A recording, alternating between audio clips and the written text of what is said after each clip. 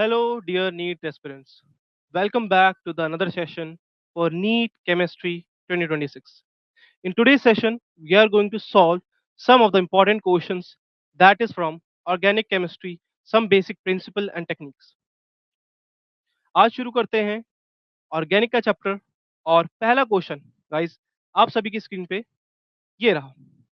Question पढ़िएगा ध्यान से। What does the question says?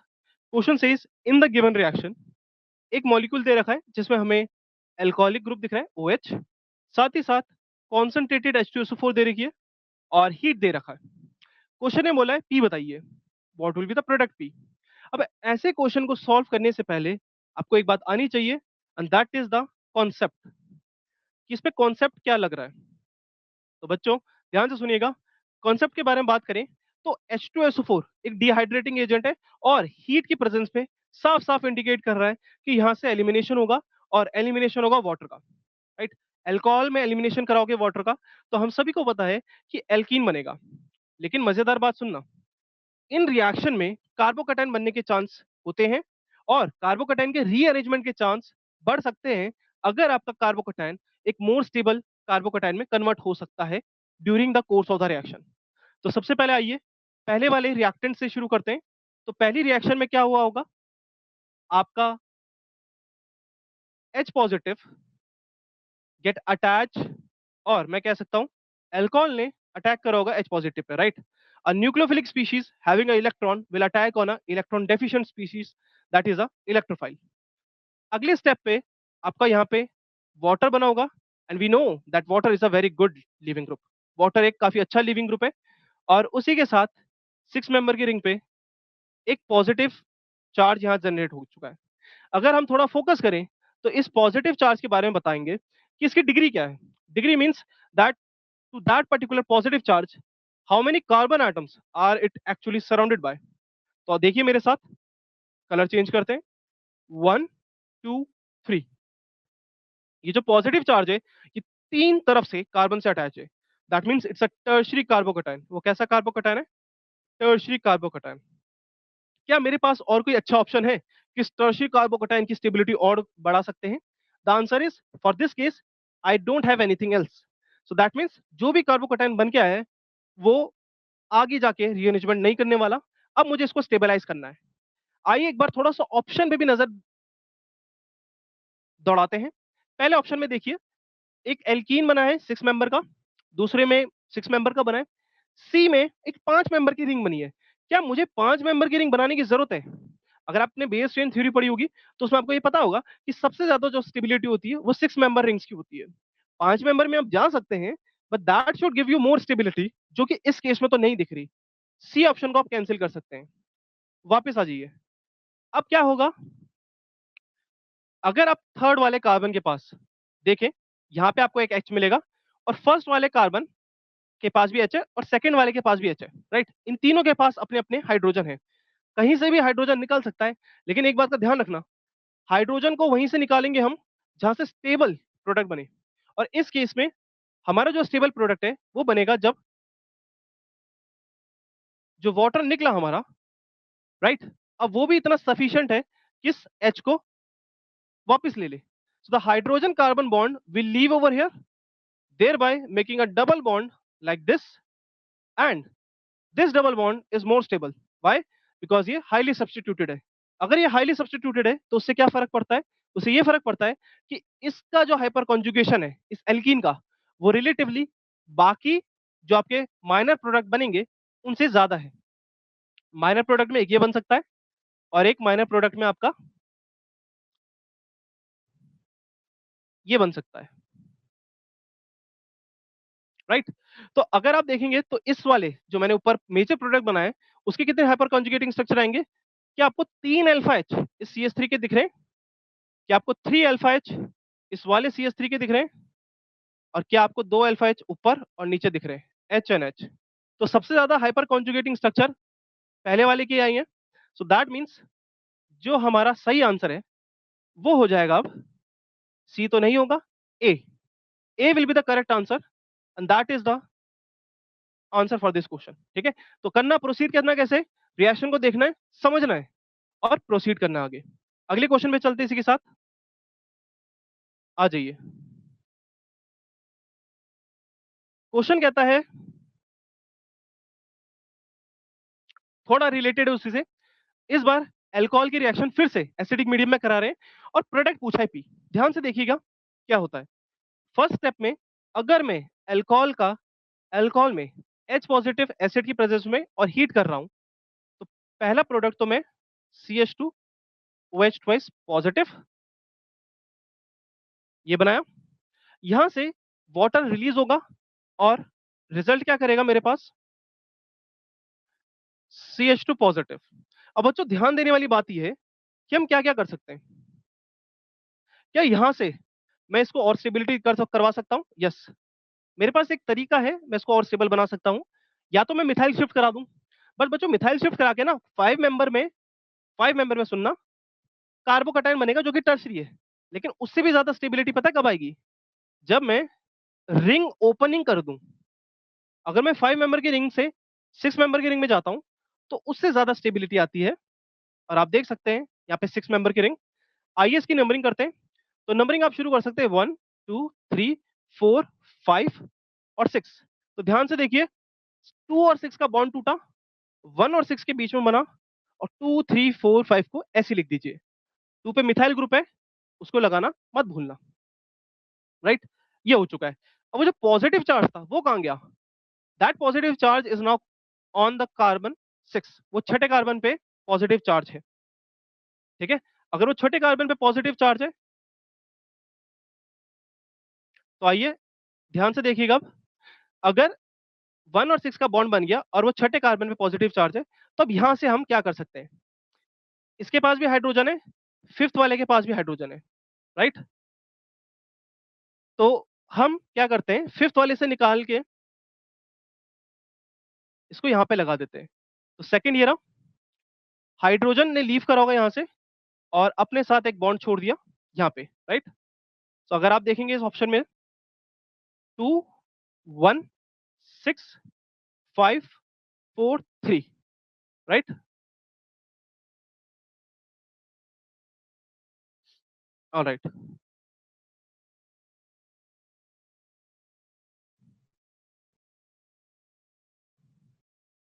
आगे चलते हैं नेक्स्ट क्वेश्चन पे। नेक्स्ट क्वेश्चन देखिएगा बच्चों ध्यान से। क्वेश्चन कहता है आईयूपीएसी नेम बताइए गिवन कंपाउंड का। ये जो गिवन कंपाउंड है इसका आईयूपीएसी नेम क्या होगा? काफी इंटरेस्टिंग क्वेश्चन है and student do make mistakes. देखिएगा, सबसे पहले गलती होने के चांस क्या है मैं बता देता हूं। जब भी आईयूपीएसी नेमिंग में आप जाएं, सबसे पहले आप पता लगाएं कि मेन फंक्शनल ग्रुप कौन सा है।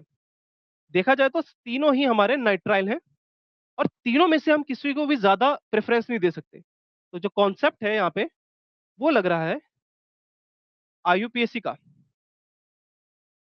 And that is priority of functional group. Functional group की प्रायोरिटी के बारे में बात कर रहे हैं। ओके, अगर तीनों साइनाइड्स या मैं नाइट्राइल्स बोल दूं की प्रायोरिटी सेम है और हम उनको एक दूसरे से ज्यादा रख नहीं सकते, तो ऐसे केस में हम नेमिंग कैसे करें? बहुत सिंपल है, आपको कार्बन इंक्लूड ही नहीं करने। CN जो कि नाइट्राइल है, इसका जो कार्बन है that is a functional group containing carbon. तो जब भी हम नॉर्मल नेमिंग करते हैं जिसमें सिर्फ एक ग्रुप प्रेजेंट हो, तो वो हमारी मर्जी होती है कि हम चाहे तो नाइट्राइल बोल दें या हम चाहे तो क्या बोले, साइनाइड बोले। अब यहाँ पे देखना, यहाँ पे हुआ क्या कि अगर आपको CN को इंक्लूड नहीं करना है एज अ कार्बन, तो आपके पास चेन कितने की बची? 3 कार्बन की चेन बची। तो प्रोपेन पेंटेन को आउट कर दीजिए, प्रोपेन और प्रोपेन। लेकिन CN जो है बच्चों, वो कहीं ना कहीं अब हम कैसे यूज करेंगे, उसका एक नया नेम करेंगे। क्योंकि आपने कार्बन को इंक्लूड नहीं करा, तो आपको लिखना पड़ेगा वहां पे that it is represented as carbonitrile. वो कैसे रिप्रेजेंट कर रहा है? कार्बोनाइट्राइल। और अगर वो कार्बोनाइट्राइल की तरह रिप्रेजेंट कर रहा है, so that will convert into your suffix. वो एक सफिक्स की तरह चले जाएगा, तो वो आगे नहीं वो पीछे आएगा। आगे जो भी लिखा हुआ है उसको हटा दीजिए, साइनों को भी हटा दीजिए। तो नेम बचा हमारे पास propane 1 2 3 tricarbonitrile. D is the correct answer. इस क्वेश्चन का आंसर है that is correct is D. आइए अगले क्वेश्चन पे चलिए। क्वेश्चन कहता है which of the following molecules forms tautomer, इनमें से कौन से मॉलिक्यूल टॉटोमर बना सकते हैं। ध्यान से सुनना बच्चों। देखिए टॉटोमर बनाने की कंडीशन क्या है। टॉटोमर बनाने की कंडीशन ये है कि आपके पास जो कार्बोनिल है, अभी सारे कार्बोनिल दिख रहे हैं मुझे, उसके बगल में विसिनिटी में एक हाइड्रोजन प्रेजेंट हो अल्फा पोजीशन पे। नहीं तो अगर कोई बीच में डबल बॉन्ड आता है तो वो कॉन्जुगेशन करके ले जाए अल्फा के बाद, फिर आपका बीटा को छोड़ के गामा आ जाएगा, राइट, दिस वे। तो देखें पहले वाले केस में इसका मैं कॉन्सेप्ट लिख देता हूं यहाँ पे बच्चों। कॉन्सेप्ट है tautomerism carbonyl plus alpha hydrogen, right, okay.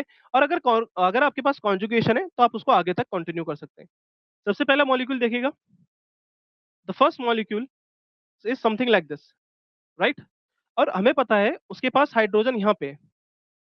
तो अगर मैं इस हाइड्रोजन का यहाँ पे टॉटोमर बनाऊं तो ये बॉन्ड यहाँ शिफ्ट हुआ, this bond is going to shift to that side here, और ये बॉन्ड यहाँ शिफ्ट हुआ। तो ये अपनी कीटो फॉर्म से कैसी फॉर्म में कन्वर्ट हो जाएगा, इन ऑल फॉर्म में। और कहीं ना कहीं अगर इस स्ट्रक्चर को देखूं तो इस स्ट्रक्चर में मुझे एरोमेटिसिटी मिलती हुई नजर आती है, जिससे स्टेबिलिटी और बढ़ती है, ठीक है, ओके। अगला देखते हैं, क्या अगले वाले में आपको टॉटोमर बनने के चांसेस दिख रहे हैं। देखिएगा जो सेकंड ऑप्शन है उसमें ना, अगर मैं ऊपर वाले को मान लूं, जो ऊपर वाला कार्बोनिल ग्रुप है उसके रिस्पेक्ट में निकालना है, तो ठीक है बीच में कॉन्जुगेशन आ गया, लेकिन नीचे जाके मुझे कोई हाइड्रोजन अवेलेबल नहीं दिख रहे to show the tautomerism, right. तो सेकंड वाला we will write would not show tautomerism, वो टॉटोमेरिज्म शो नहीं करेगा। थर्ड पे आ जाइए बच्चों। थर्ड वाले मॉलिक्यूल में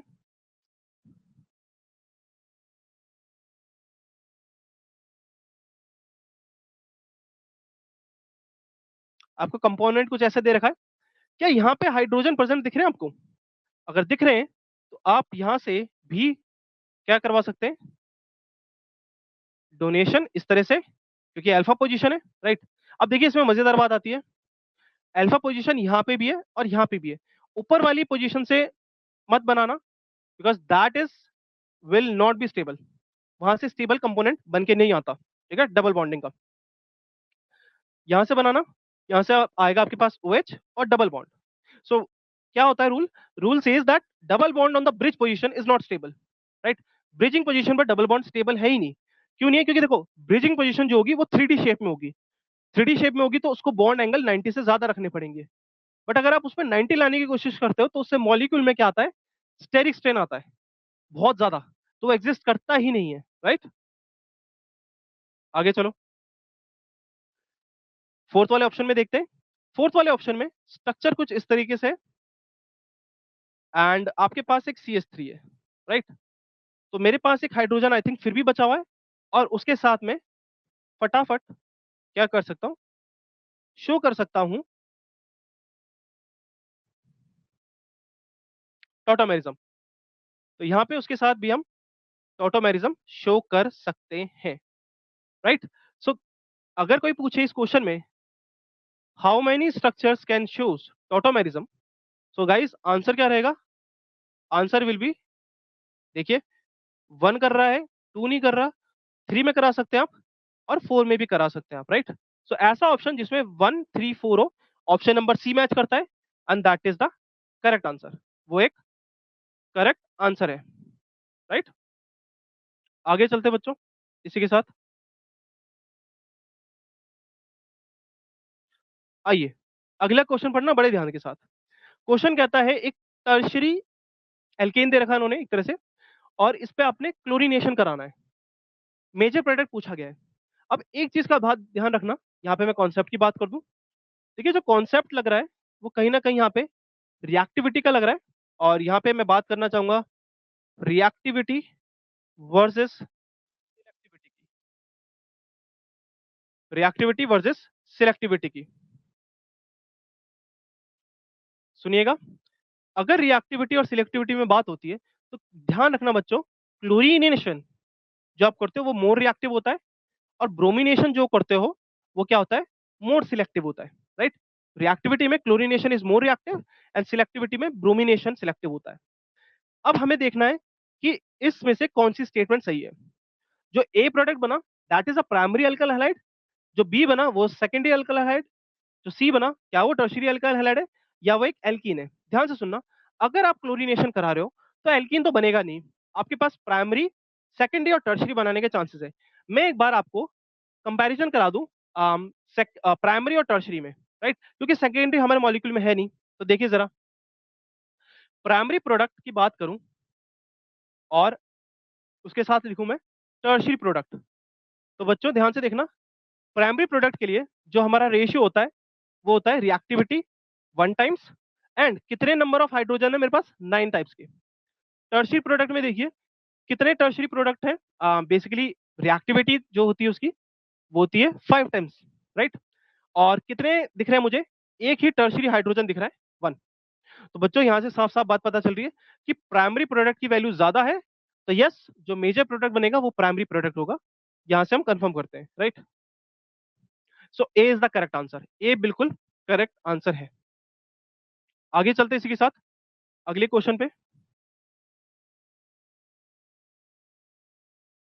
चलिए अगला क्वेश्चन पढ़ना। क्वेश्चन है एक तरह से अच्छा पहले पढ़िए इसको। The most stable free radical among the following, इनमें से सबसे ज्यादा स्टेबिलिटी फ्री रेडिकल की कहां देखने को मिलती है।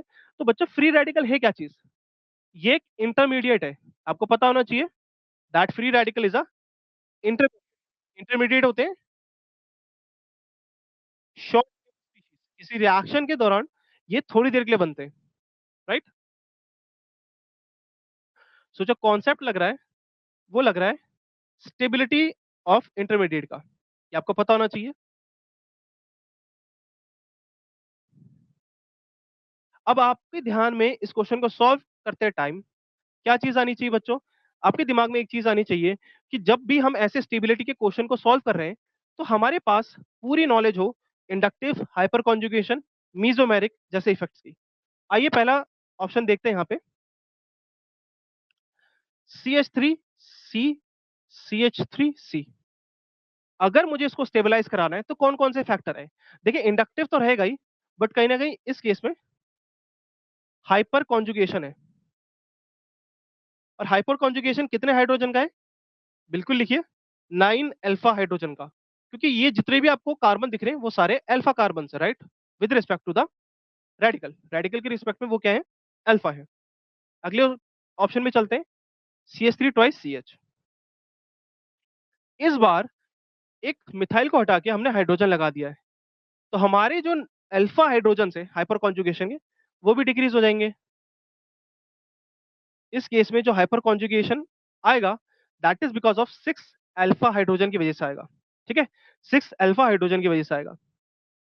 आगे चलिए थर्ड ऑप्शन पे, C6H5CH2।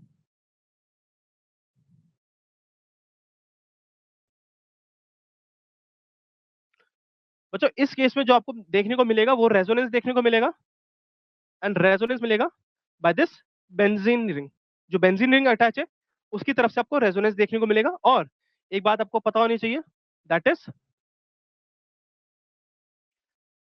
The resonance effect is more stronger then the hyperconjugation effect. Hyper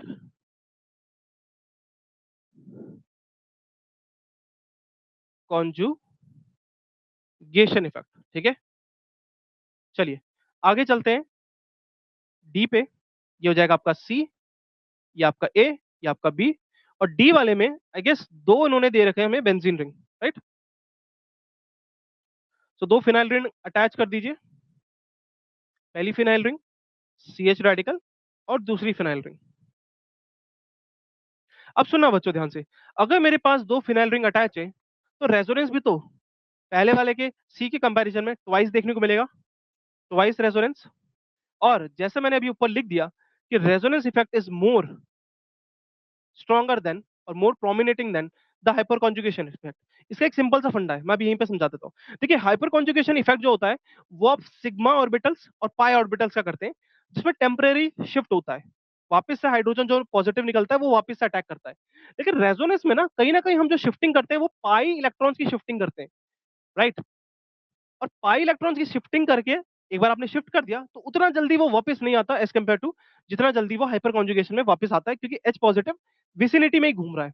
resonance में ऐसा कुछ नहीं है, थोड़ी देर के लिए पॉजिटिव आ सकता है उस जगह पे, इलेक्ट्रॉन की डेफिशिएंसी हो सकती है, लेकिन उतनी जल्दी नहीं होती कि as a H positive attack ही कर दे, राइट। दैट मीन्स इस केस में जो करेक्ट आंसर है वो डी है। मैक्सिमम स्टेबिलिटी आपको देखने को मिलेगी डी के केस में, क्योंकि आप मोर नंबर ऑफ रेजोनेटिंग स्ट्रक्चर बना सकते हैं एंड उनका जो इफेक्ट है वो ज्यादा होता है हाइपर कॉन्जुगेशन से। आगे चलते हैं बच्चों अगले क्वेश्चन पे।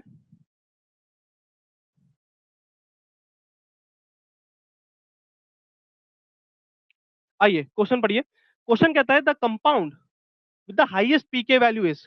ऐसे क्वेश्चन में बिल्कुल भी जल्दबाजी नहीं करनी, बड़े ध्यान के साथ लिखना। पूछा क्या गया है हाईएस्ट पीके। पहले तो ये बताओ पीके है क्या।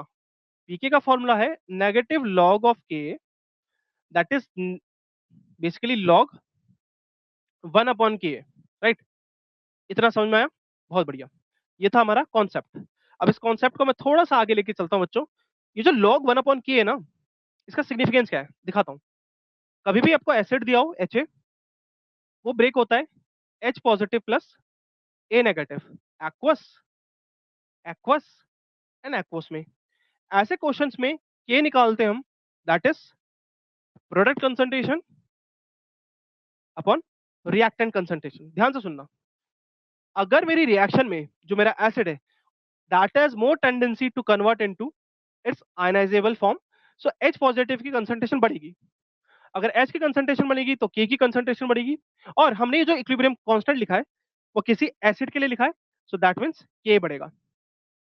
अब बच्चों ध्यान से देखिए, अगर K बढ़ता है तो K तो पीके के साथ इनवर्स रिलेशन है, that means in that case pK घटेगा। ठीक है, तो मैं लिख देता हूं कंक्लूजन क्या निकल के आया कि for a strong acid is directly proportional to K but that should be inversely proportional to pK. अब अगर क्वेश्चन ने बोला है कि ऐसा कंपाउंड बताओ जिसमें हाईएस्ट वैल्यू ऑफ पीके की हो, तो वो सबसे वीक एसिड होना चाहिए चार ऑप्शन में से। ठीक है, ध्यान से समझना। ऑप्शन ए में जो आपका H नेगेटिव है, देखिए सब में से H नेगेटिव निकलेगा, मैं सबके कॉन्जुगेट बेस नीचे लिख देता हूं। ये बनेगा CH3 CH2 CH F COO। इसका मैं यहां लिख देता हूं CH2 F CH2 CH2 COO negative, and इसका मैं लिख देता हूं CH3 CHF CH2 COO negative. Now what will happen? See, in the first case, we don't have any electron withdrawing group. जो नेगेटिव चार्ज है that is only resonance stabilise between the two oxygen atom, right. वो दो oxygen के atom के बीच में ही resonance stabilise होगा। ठीक है, लेकिन बी सी डी में because fluorine is attach, so fluorine can show minus I, and जितना ज्यादा पास फ्लोरीन रहेगा उतना ज्यादा वो माइनस आई एक्सर्ट करेगा, and that will lead to more stability. तो सबसे ज्यादा जो स्टेबिलिटी आएगी, like more chance of getting H positive remove इस बी के केस में। तो बी की एसिडिक स्ट्रेंथ सबसे ज्यादा है, लेकिन क्वेश्चन ने क्या मांगा है, आपको ऐसा ढूंढना है जिसकी एसिडिक स्ट्रेंथ कम हो, so that pK can be more. So for a weak acid it will be what 1/K, right. तो के की वैल्यू उस केस में आपकी घटेगी। सो वीक एसिड के केस में के घटेगा, और के घटेगा तो पीके बढ़ेगा, राइट। पीके बढ़ेगा। तो बस यही देखना है, सिंपल सा फंडा है। ए के ऑप्शन में आपको दिख रहा है कि जो मेरे पास एनायन बना उसको स्टेबलाइजिंग करने का कोई फैक्टर नहीं है। So comparative to the rest three option we can say that in option number A the pK value will be the highest. PK की जो वैल्यू होगी हाईएस्ट होगी, क्यों? क्योंकि उसका के सबसे कम होगा। Okay, great. Let's move to the next question.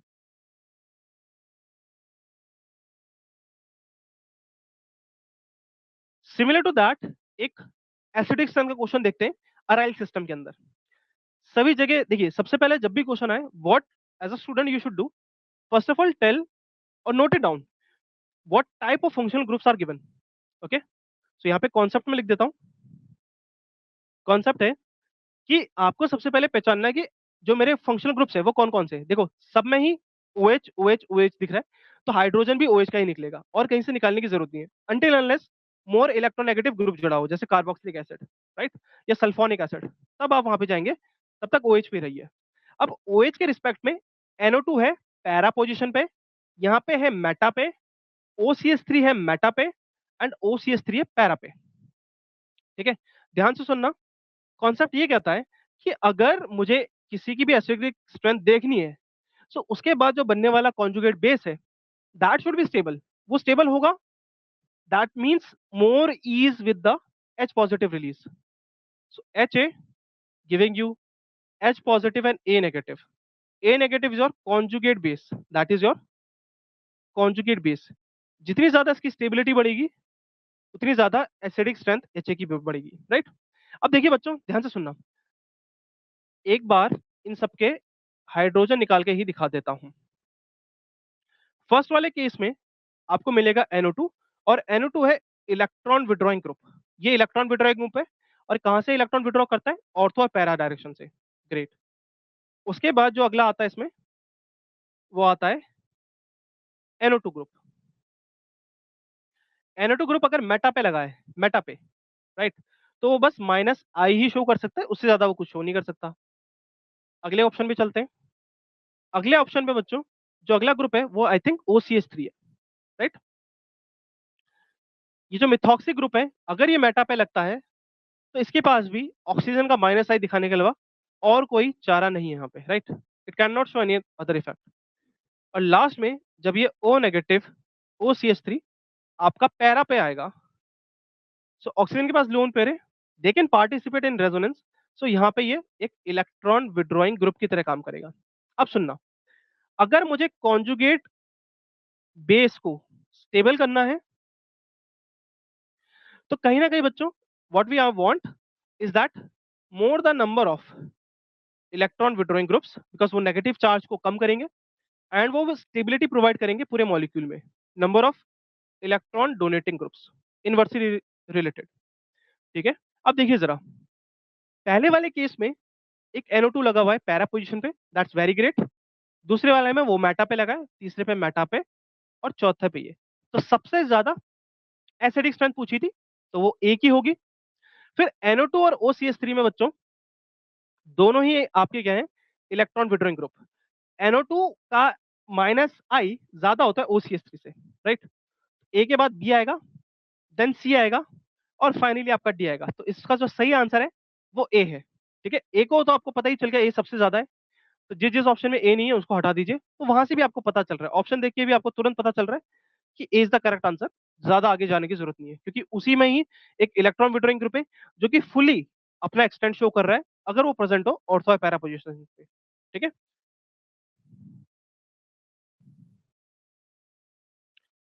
आइए इस क्वेश्चन में बात करें। देखिए, geometrical isomerism can be shown by, काफी इंटरेस्टिंग क्वेश्चन है। मैं थोड़ा सा यहाँ पे कॉन्सेप्ट बता दूं। यहाँ पे बच्चों जो कॉन्सेप्ट लग रहा है वो लग रहा है जीआई का।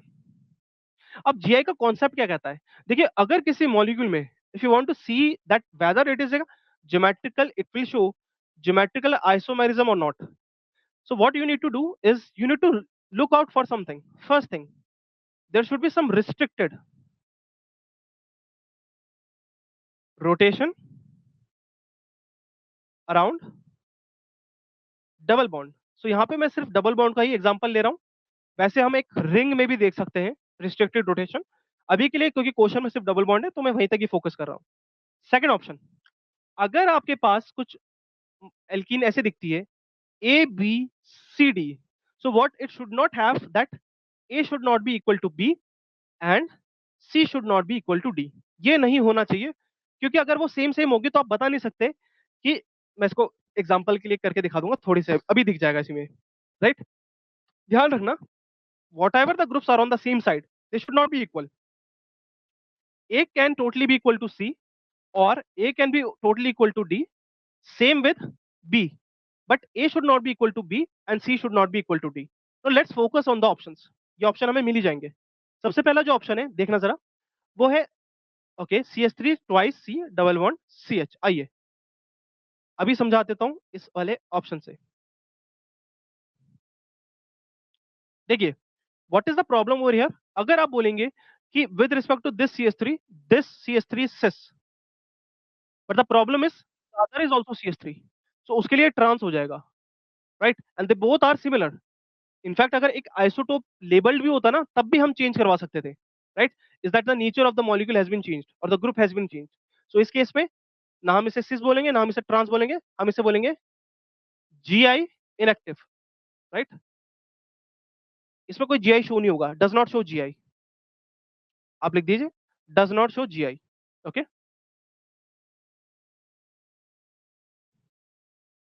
बी ऑप्शन पे चलते हैं. बी क्या दे रखा इन्होंने? CH3.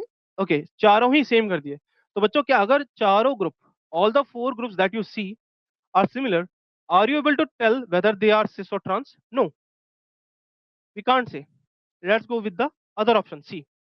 In the option number C, we have some groups, carbon carbon, and I think we have over here is ethyl along with hydrogen, and a hydrogen and a methyl, right? Right. So that is a, yeah, that is a classic case of, you know what, A B, in which A does not be equal to B, C D, in which C is not equal to D, but yeah, A can be equal to D and C. So इस case में आप इसको ऐसे बना सकते हैं, सिस भी बनेगा और इसकी एक GI एक और बनाना जिसमें हाइड्रोजन को ऊपर एंड CH3 को you have to write below, right? That is your homework. That will be the GI isomer. So the correct answer is this one. Okay, let's check the last one. So last one में again हमारे पास क्या बचता है? Ethyl दे रखा है उन्होंने. So the question has given us ethyl, and for ethyl they are asking us ethyl on one side, carbon, carbon, H, but the problem is that this side contains methyl. So with respect to methyl, though we can say E and Z, but यहाँ पे भी हम EZ नहीं कर पाएंगे because CH3 and CH3 are same, right? So यहाँ पे भी कोई GI शो करने को नहीं मिलेगा. So that is the correct answer. C, C is the correct answer for this question, and let's move ahead, guys.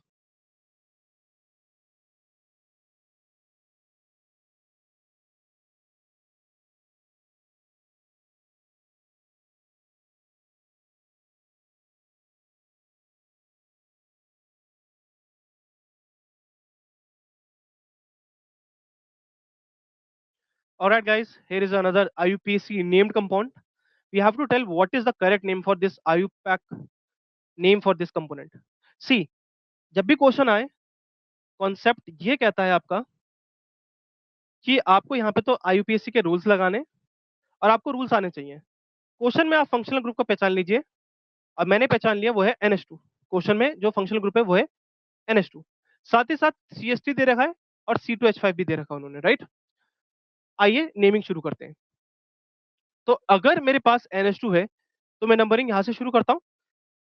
इसके अलावा और कोई फंक्शनल ग्रुप नहीं है, so that is our main functional group. The thing is that we have to number in lowest locant rule. So NH2 को अगर 1 ले लूं, CH3 को 2, that is 3 and that is 4. So 4 position पे मेरे पास कुछ भी करके इथाइल आना चाहिए. फिफ्थ इथाइल मेरे किसी काम का नहीं है. 4 पे इथाइल है, फिफ्थ इथाइल, 5 इथाइल मेरे काम का नहीं है. सो या तो करेक्ट आंसर बी होगा या तो सी होगा. आइए, इथाइल और मिथाइल में से ई अल्फाबेटिकल ऑर्डर में पहले आता है, राइट? उसके बाद क्या आएगा? Methyl. And aniline stands for this species. That is a derivative of aniline जिसमें दो ग्रुप्स हटा के आपने CH3 और C2H5 लगा रखे हैं, राइट?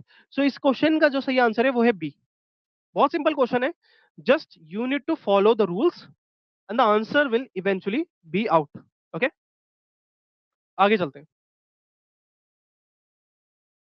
अगले क्वेश्चन पे. The next question says over here, right, rate of hydrogenation.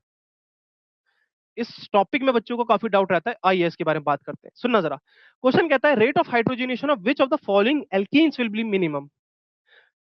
In 4 alkene में से किसमें रेट ऑफ हाइड्रोजनेशन कम रहेगा? कॉन्सेप्ट की बात कर दें तो कॉन्सेप्ट क्या कहता है? आप एल्कीन लाइए, हाइड्रोजन को ऐड कीजिए, बेसिकली एल्केन बनाइए वहां से, और यहां से कुछ ना कुछ डेल्टा एच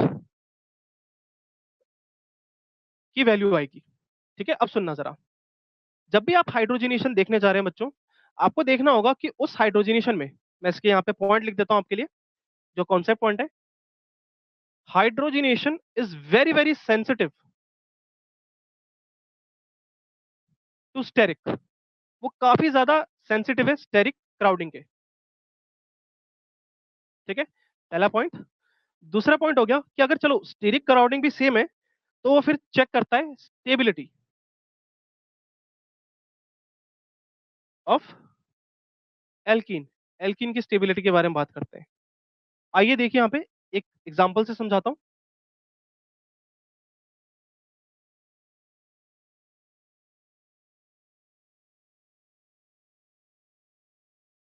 हम क्या बोलते हैं, इसका कंक्लूजन लिख देता हूं।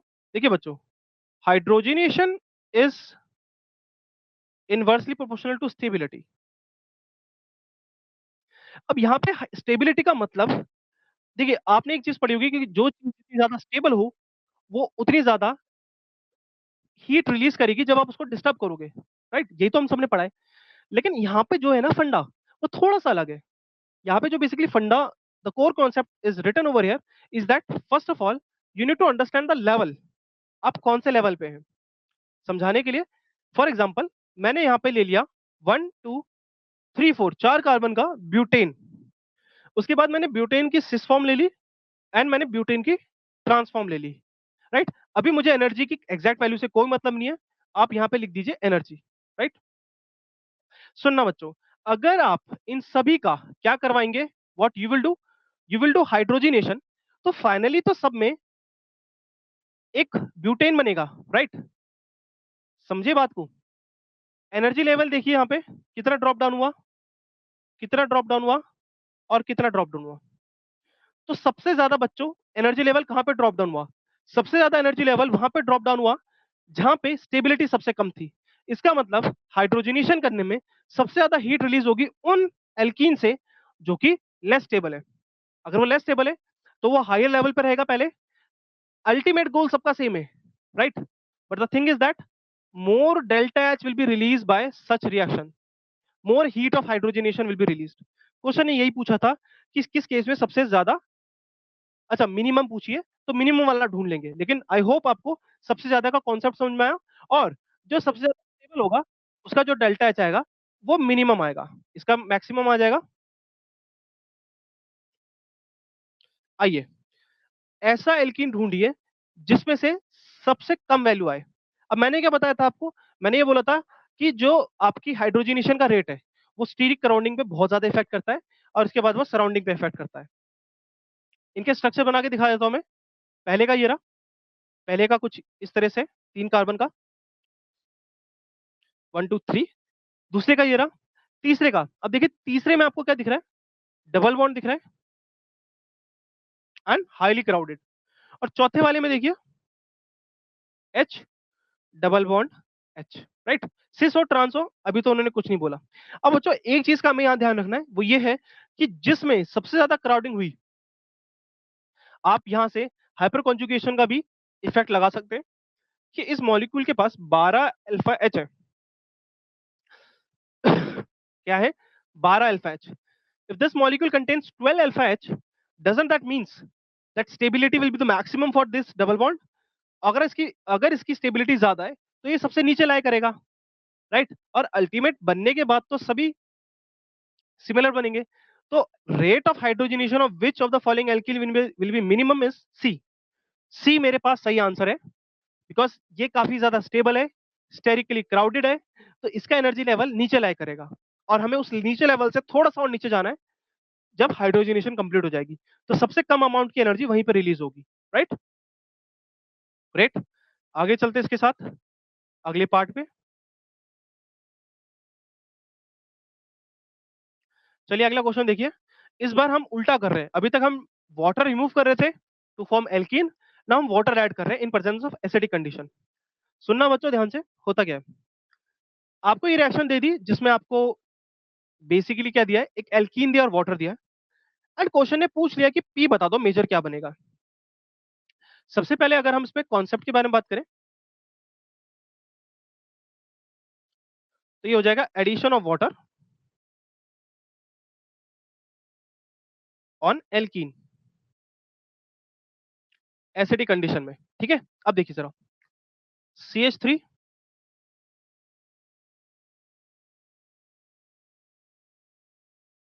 राइट, कन्वर्ट कर दिया, 1 2 3 4 चार है,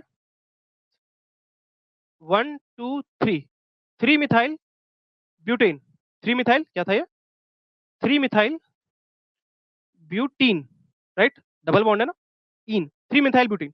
अब ये जो 3 मिथाइल ब्यूटीन दे रखा है, इसमें अगर आप H पॉजिटिव करेंगे ऐड, तो आपके पास दो तरीके हैं बच्चों, या तो आप ये बनाएंगे या तो आप ये बनाएंगे, राइट। ध्यान से सुनना, आप दो पाथ से जाते हैं, या तो आप ये बनाएंगे या तो आप ये बनाएंगे, इसको पाथ ए बोल दीजिए, इसको पाथ बी बोल दीजिए।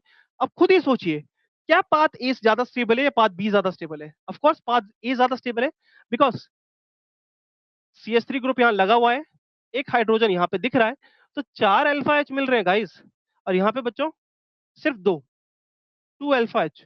सो कौन सा पाथ प्रिफर्ड होगा पॉजिटिव के अटैक के लिए? ए वाला path, a path will be more stable. Now इस ए पाथ का यूज करते हैं हम आगे चल के।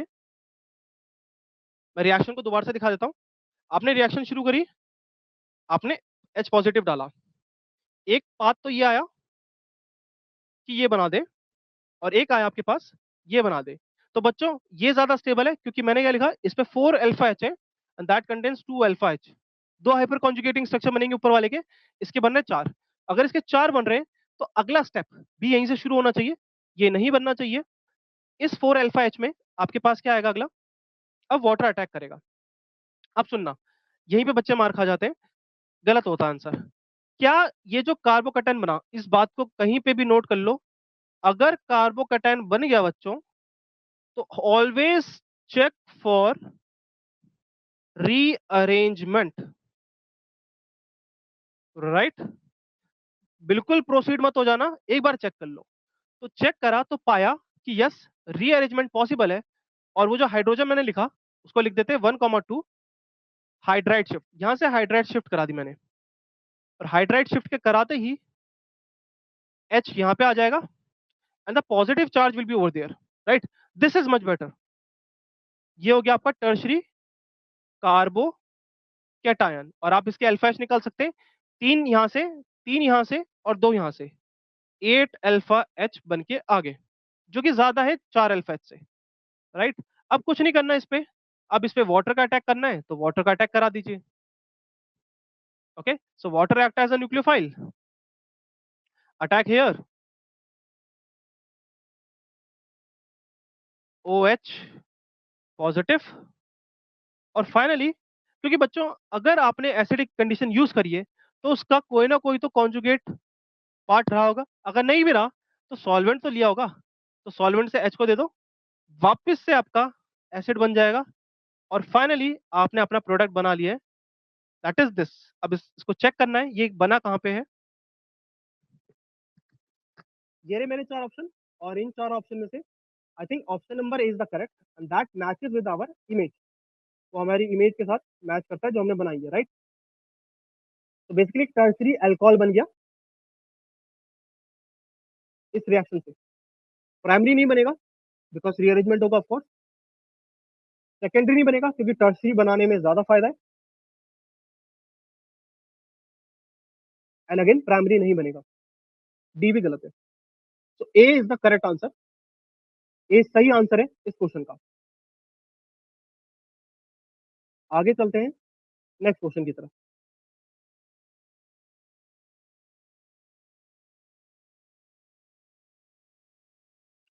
देखिए बच्चों, क्वेश्चन पूछा गया है हाइपर कॉन्जुगेशन से रिलेटेड, ध्यान से सुनना।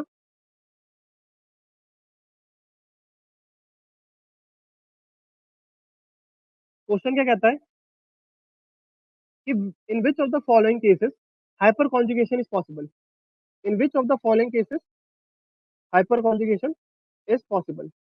ध्यान से सुनना, किसमें हाइपर कॉन्जुगेशन मिल सकता है? तो पहले तो रूल पता होना चाहिए ना।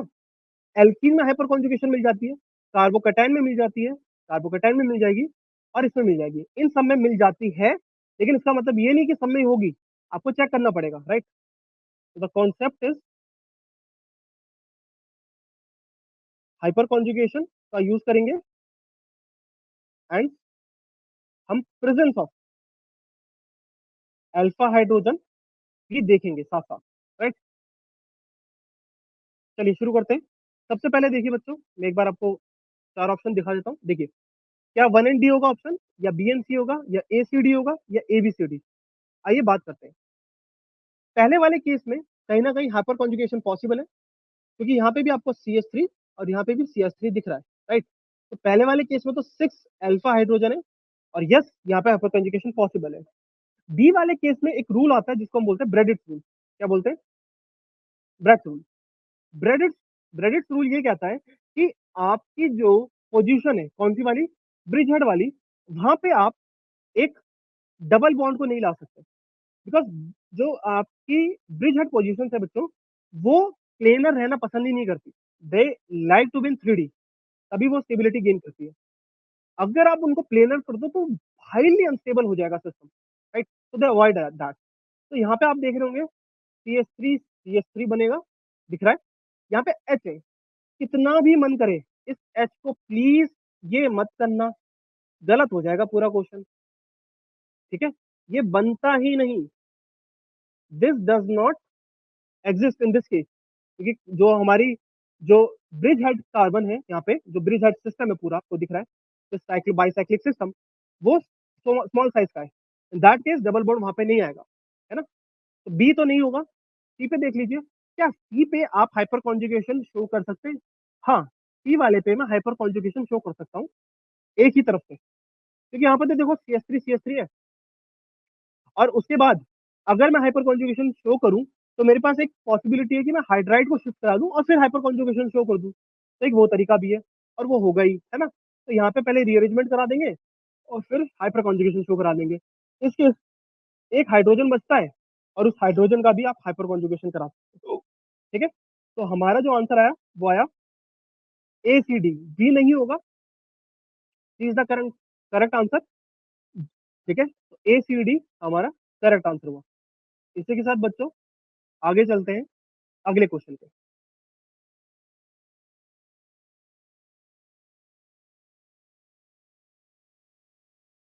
आ जाइए, क्वेश्चन कहता है, which of the following compound from the following that will not produce precipitate on reaction with AgNO3? AgNO3 के साथ रिएक्शन करने में हमें कब प्रेसिपिटेट नहीं दिखते? रिएक्शन के बारे में बात कर दूं, आर की रिएक्शन जब भी आप AgNO3 के साथ कराते हो, कॉन्सेप्ट है ये, तो होता क्या है, आपको मिलना चाहिए RNO3 और AgX का प्रेसिपिटेट प्रेसिपिटेट बनना चाहिए। अब देखिए बच्चों, अगर मुझे AgX का प्रेसिपिटेट बनाना है तो मुझे देखना पड़ेगा कि जो हलाइड है वो आसानी से रिलीज कर जाए। आप अगर ए वाले में फोकस करोगे तो ए वाले ऑप्शन में बी आर के रिलीज करते एक स्पीशीज बनती है जो कि क्या है, एरोमेटिक है। हमारे हक्कल रूल को फॉलो कर रही है, और वो क्या होता है, एक बार बना दूं, क्या ये सिस्टम साइक्लिक है, कॉन्जुगेटेड है, कंप्लीट प्लेनर है, और क्या ये 4n+2 रूल को, पाई इलेक्ट्रॉन को फॉलो कर रहा है? हाँ, अगर ये चारों चीजें फॉलो होती है तो वो एरोमेटिक है। एरोमेटिक है तो बी आर फटाफट निकलेगा, ऐसा B R positive B R negative, और बनने वाली स्पीशीज एरोमेटिक है, तो यहाँ तो बिल्कुल रिएक्शन होगी। क्वेश्चन ने बोला किस ऑप्शन में, किस गिवन ऑप्शन में रिएक्शन नहीं होगी, उसके बारे में भी देख लेते हैं। अब देखिएगा बी ऑप्शन में, बी जो है ना, वो एक विनाइलिक ब्रोमाइड है। विनाइलिक का मतलब क्या होता है बच्चों? विनाइलिक का मतलब होता है जो ग्रुप है that is attach to sp2 carbon directly, वो एक sp2 कार्बन के साथ डायरेक्टली अटैच है। तो ऐसे केसेस में, विनाइलिक के केस में, बी आर का लोन पेयर बगल वाले कार्बन की p ऑर्बिटल में डोनेशन करता है। तो the B R lone pair can donate in the near by carbon p orbital, और ये बॉन्ड यहाँ पे आप शिफ्ट करा सकते हो। तो बनेगा क्या, जो इसका एक रेजोनेंस बन के आता है वो कुछ इस तरह से भी दिखता है, पॉजिटिव और negative. Due to this B R पे आता है partial double bond. Partial double bond, BR partial double bond, ठीक है। बीआर में क्या आता है? Partial double bond. अगर पीआर में पार्शियल डबल बॉन्ड आ गया बच्चों, तो उससे क्या होगा? उसका निकलना मुश्किल हो जाएगा। तो जो इस क्वेश्चन का सही आंसर है वो है बी। बट एक बार हम फिर भी बाकी ऑप्शन देख लेते हैं। अब ऑप्शन में बचे क्या? This and this. मैं इसको नेक्स्ट पेज पे ले जा लेता हूं। इस वाले केस में अगर आप बीआर को रिमूव करते हैं तो बिल्कुल आप कर सकते हैं बीआर को रिमूव, क्योंकि उसके बाद बनने वाला कंपाउंड ये रहा, और ये कंपोनेंट क्या करेगा? रेजोनेंस में जाके अपने नेगेटिव चार्ज को स्टेबलाइज कर सकता है, राइट। सो यहाँ पे भी आपका बीआर बड़े आसानी के साथ निकल सकता है, उसमें कोई दिक्कत नहीं है। और लास्ट वाले में तो बहुत बढ़िया है, एक बेंजीन के साथ अलाइलिक सिस्टम जैसा दे रखा है इन्होंने। And that case what can happen? अगर आपका बीआर रिलीज होता है, सो आप कॉन्जुगेशन करा सकते हो उसको डबल बॉन्ड के साथ, एंड अलोंग विद दैट आप बेंजीन रिंग के साथ भी करवा सकते हैं, तो उससे भी स्टेबिलिटी आती है, नेगेटिव चार्ज स्टेबलाइज होता है। तो दोनों ही केस में नेगेटिव चार्ज स्टेबलाइज हो रहा है, सी और डी में।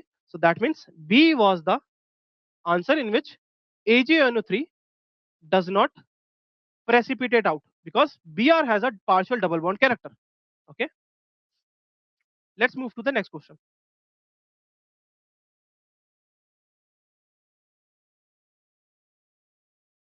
All right, here is the next question. Let's read the question carefully. Methoxypropane, इसका स्ट्रक्चर बना देता हूं मैं यहीं पे। 1 2 3 O methoxypropane and ethoxypropane, ethoxy ethane, got it, are metamers of each other. Different alkyl chains are present on each either side of the same functional group in the molecule. Choose the correct option. तो बच्चों इसमें जो concept लग रहा है वो concept लग रहा है किसका? आइसोमेरिज्म का। और आइसोमेरिज्म में हमें स्ट्रक्चरल आइसोमेरिज्म की बात करनी है।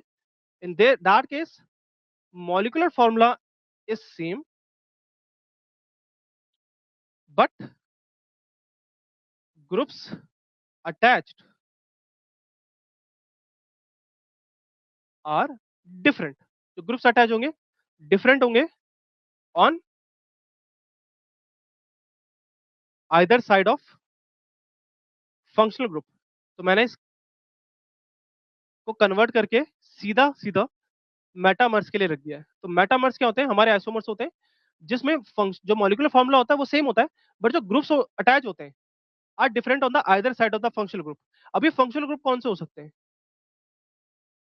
ये थायो ईथर जैसे हो सकते हैं, मतलब कोई भी ऐसा ग्रुप जो बीच में लाई करे और टर्मिनल ना हो, तभी तो आप लेफ्ट राइट शिफ्ट कर सकते हो।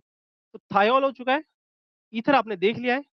आप इसमें एस्टर भी ले सकते हैं, right. All these type of groups ले सकते हैं जो बीच में आए। ओके ओके, आगे चलते हैं। अब देखिए मिथॉक्सी प्रोपेन में अगर मैं चेक करूं तो CH3 CH2 CH2 O CH3, right. और यहाँ पे भी CH3 CH2 CH3 CH2। तो बच्चों C4H10O दोनों का ही फॉर्मूला है। तो एक बात तो गारंटी है कि आइसोमर हो सकते हैं, और आइसोमर में भी ये लोग क्या शो कर रहे हैं? मेटामेरिज्म शो कर रहे हैं। क्योंकि देखिए एक मॉलिक्यूल में आपके पास जो चेन है वो 3 1 की है, और दूसरे में आपने 1 वाले कार्बन को या मिथाइल ग्रुप को आपने राइट में शिफ्ट कर दिया, तो आपकी चेन 2 2 वाली होगी। तो करेक्ट आंसर है yes, methoxy propane and ethoxy ethane are metamers of each other. ये एक दूसरे के मेटामर शो कर रहे हैं। Different alkyl chain are present on either side of the same functional group in the molecule. Yes. So both A and R are true. And बच्चों A R is the correct explanation of A. R जो है वो क्या है? Correct explanation है A की। Okay, let's move to the next part. इससे आगे चलते हैं।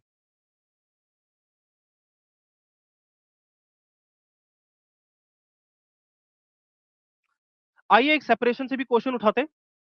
क्वेश्चन कहता है फिनॉल की रिएक्शन करा रही है डाइल्यूट नाइट्रिक एसिड के साथ। तो बच्चों पहले तो रिएक्शन आपको आनी चाहिए करनी, ठीक है। कॉन्सेप्ट क्या है? थोड़ा सा ऑर्गेनिक का भी लग रहा है, लेकिन अल्टीमेटली तो यहाँ पे सेपरेशन का ही लगाना हमें। फिनॉल बनाया, फिनॉल की रिएक्शन करा दी डाइल्यूट HNO3 के साथ। आपको पता है इन रिएक्शंस में जो हमारे पास कंपोनेंट बन के आता है, जो इलेक्ट्रोफाइल होता है वो NO2 है। अब NO2 को OH कहाँ डायरेक्ट करेगा वो पता होना चाहिए। वो डायरेक्ट करता है उसको ऑर्थो पे, और वो डायरेक्ट करता है उसको पैरा पे। It directs on the ortho and it directs on the para. So बच्चों, अगर वो उसको ऑर्थो में डायरेक्ट करे तो बोलते हैं ऑर्थो नाइट्रोफिनॉल, और अगर पैरा में डायरेक्ट करे तो पैरा नाइट्रोफिनॉल. राइट. अब सुनना जरा, ऑर्थो नाइट्रोफिनॉल में होता क्या है, थोड़ा सा उसको मैं एक्सपेंड करके दिखा दूं, मजा आएगा. N O double bond O. यहाँ पे जो हाइड्रोजन है ना, केयरफुली लुक करना, ये ना हाइड्रोजन बॉन्डिंग शो करता है. काफी बार बच्चों का सवाल आता है कि हाइड्रोजन बॉन्डिंग को कहाँ पे देखें. वेल, हाइड्रोजन बॉन्डिंग को आपको देखनी है कि इंट्रामोलिकुलर के केस में बता रहा हूँ बच्चों, that you will look hydrogen bonding in case of intramolecular species when there is a chance of a 6 or 5 member chelation type thing, right? It makes a ring kind of thing, okay, for hydrogen bond, like this way. तो अब यहाँ पे गिन सकते हैं मेरे साथ. Let's count. 1 2 3 4 5 6. 2 3 4 5 6. Right. यहाँ पे देखिए कंडीशन क्या है हाइड्रोजन बॉन्डिंग की. Hydrogen bonding condition is that hydrogen should be bonded to electronegative atom that can be fluorine, oxygen and nitrogen. And the thing is that in the vicinity there should also be a electronegative element present, right? तो hydrogen था जिसके साथ O attach था, first condition true. Second condition, vicinity में एक और oxygen है तो उसके साथ वो हाइड्रोजन बॉन्डिंग कर रहा है. और बच्चों, पैरा नाइट्रोफिनॉल को आपको पता है, पैरा पोजीशन पे थोड़ा सा एक्सपैंड करके लिख देता हूं. तो नीचे ये जो नाइट्रो ऑक्सीजन है, ये नीचे किसी और नाइट्रोफिनॉल के साथ हाइड्रोजन बॉन्डिंग शो कर रहा होगा, राइट? उसको बनाने की भी ज्यादा जरूरत नहीं है. ओके. अब सुनना आगे, क्वेश्चन यहाँ पे खत्म नहीं होता, क्वेश्चन यहाँ से थोड़ा सा शुरू होता है. ऑर्थोनाइट्रोफिनॉल में जो आपकी बॉन्डिंग है वो है इंट्रा इंट्रामोलिकुलर एच बॉन्डिंग.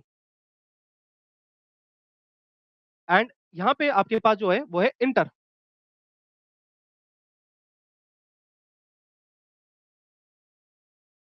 अब सुनना बच्चों, इंट्रामोलिकुलर हाइड्रोजन बॉन्डिंग वीक होती है as compare to intramolecular hydrogen bonding से. तो ऐसे सिचुएशन में there is a substantial difference in the boiling point, right? Orthonitrophenol, मैं लिख देता हूँ नेक्स्ट पेज में, orthonitrophenol that shows intra molecular edge bonding has comparatively less boiling point than para nitrophenol that contains intermolecular edge bonding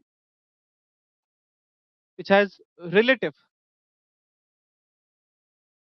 more boiling point. So ऐसे situation में आप chromatographic separation नहीं करोगे, ठीक है? अब देखिए, क्रोमेटोग्राफिक सेपरेशन का मतलब है कि दो कंपोनेंट है, एक एडहर हो रहा है, सरफेस से ज्यादा इंटरेक्शन शो कर रहा है.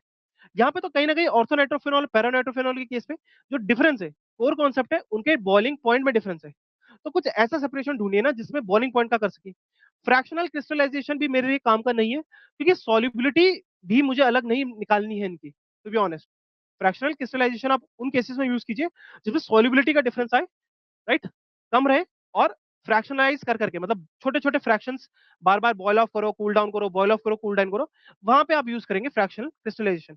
For this case steam distillation is the best way, सबसे ज्यादा चीपेस्ट रहेगा और सबसे ज्यादा बेस्ट रहेगा. Why not sublimation?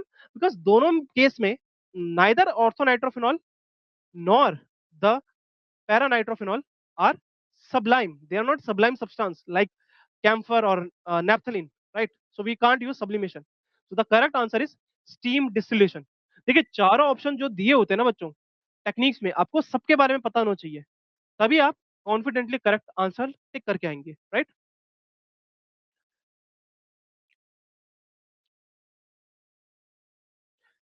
Finally let's do one more question.